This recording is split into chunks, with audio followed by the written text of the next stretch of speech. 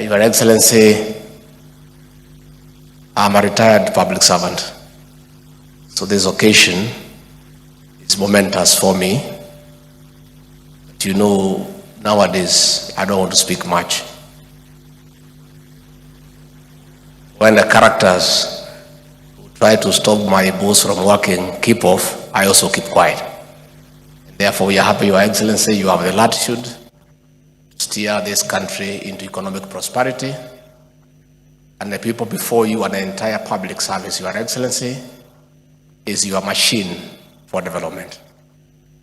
Your Excellency, a vibrant, motivated public service is good for the economy of this country. A motivated and vibrant public service is good for the country.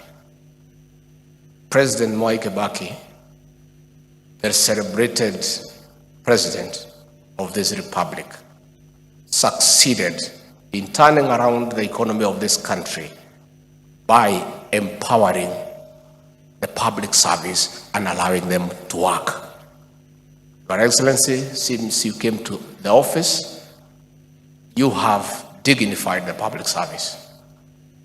Before you took over, Your Excellency, the public service was demoralized. They were demeaned and treated like outcasts.